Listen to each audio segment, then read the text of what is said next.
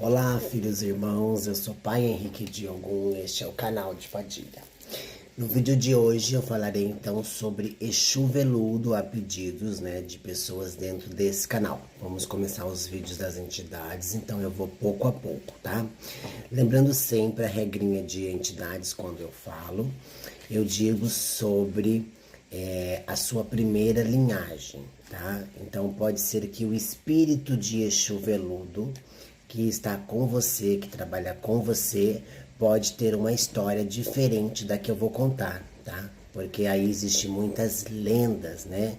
E cada particularidade de cada um, tá? Não esquece de dar like no vídeo, de compartilharem e de se inscreverem no canal e ativarem os sininhos de notificações para que o YouTube avise você quando lançarmos vídeos novos. Vamos lá então. Exu Veludo, né? Primeiramente, o seu nome vem pela peculiaridade do sentido veludo, então quando as pessoas dizem, por exemplo, você tem uma voz de veludo, né? Então era uma voz serena, calma, devagar e, galanteador, educado, paciente, né? E aquilo, era o que mexia muito com as mulheres na época, né? Exu teve caso com Maria Padilha, né? Há muitos e muitos anos atrás, né? Se você for ver do lado espiritual, é interessante em relação a caminhos, né? Porém, era um amor que não poderia ser vivido, né? Pois Padilha já tinha o seu marido, né? Então, ele conheceu uma outra moça, né? Que é o amor da vida dele, que é por quem ele se apaixonou de verdade, né? Que é a Maria Mulambo. Até tem muitas histórias, né? De Marias Mulambos com Exu Veludo, né? Então, ele se apaixonou por Maria Mulambo, mas, né? Aquela coisa de que a Padilha não perde nunca, né? Então, se você vai levar isso para aquele tempo, você já imagina que, né, os dois se mataram, né? Porque não iam viver aquele amor, né? Então, eles tiveram uma vida bem triste, assim, nesse aspecto, nesse sentido, né? Para uma evolução, né? E aí eu tô dizendo para vocês de uma forma espiritual, mas isso aconteceu de uma forma primeiramente carnal, né? Claramente, né? Com outros nomes, né? De muita época atrás, né? Que é o que levou a história dele, né? Quando eles morreram, né? A Mulambo foi acolhida pela Calunga, né? E por isso que o Exu Veludo ele tem passagens de Calunga, né? Mas na realidade ele não é um Exu de Calunga, né? Ele é um Exu de rio ou um Exu de mato, né? E ele aceita, né, os caminhos de encruzilhadas, né? Apesar de hoje ele não vir mais na linha de Ogum, é bem difícil filhos de Ogum que trabalham com Exu Veludo. Mas ele, dentro da Umbanda, era para ter sido considerado o mensageiro, né, direto de Ogum, né, como o Exu responsável por dentro da religião. E isso não aconteceu, né, porque as linhagens de Tranca-Ruas tomaram essa frente, né, nos terreiros. Se você observar, realmente todos os filhos que poderiam carregar o veludo têm Tranca-Ruas, né? E aí vice-versa, se ele tem um, ele não vai ter o outro, né? Como por exemplo, filhos de Ogum, filhos de Oxóssi, filhos de Xangô, né? Eles viriam dentro dessa linha para trabalhar na linhagem de mensageiro de Ogum, né? Os veludos que descem em terreiros têm uma capa com capuz, né, a qual se escondem e se omitem, né? Eles podem escolher a capa só vermelha ou preta e vermelha. Dificilmente ele vai pegar uma capa só preta, mas pode acontecer, tá? Depende muito da linhagem que ele vem, né? Ele não é um Exu que vem em odus diferentes dos orixás universais, tá? Então, é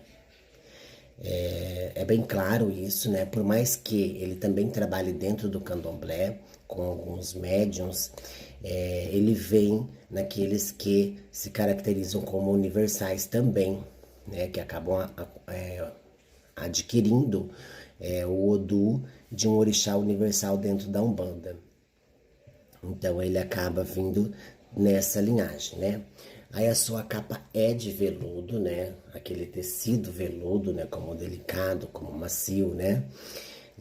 Por esse fato, ele é muito elegante, gosta de ternos, né? Roupas vermelhas com preta, né? Camisas sociais, elegantíssimo, né? Muitos usam bengalas também, então eles são bem semelhantes, né? Tirando a capa, né? Eles são bem semelhantes realmente aos tranca-ruas, né? Eles são muito educados, né? Veneram muito as pombogiras, né? Tem ali todo um ensinamento, né? E na partida de quando morreu da sua primeira encarnação, que começou a ter caminhos como veludo, ele foi acolhido pelo Exu Rei, né? Conhecido também como Exu das Sete Encruzilhadas, né? Que é um Exu de Calunga. E por isso que ele vem dentro da Umbanda, né?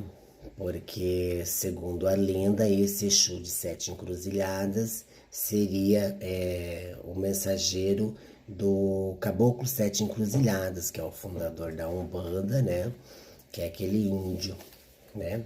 Que fundou a Umbanda para trabalhar com os espíritos nesse sentido.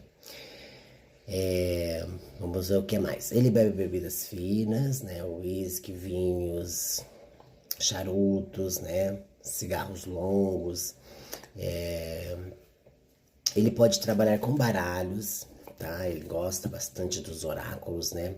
Tanto que ele teve uma passagem pela Terra como cigano, né?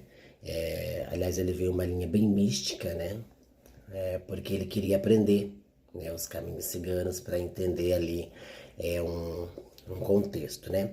Geralmente, se o veludo é o Exu da casa, ele tem uma permissão e uma conexão melhor com o povo cigano, né? Então ele gosta disso. Geralmente ele atrai o povo cigano para dentro da Umbanda, né? Porque não é toda a Umbanda que aceita o povo cigano, né? Então isso é bem interessante, né?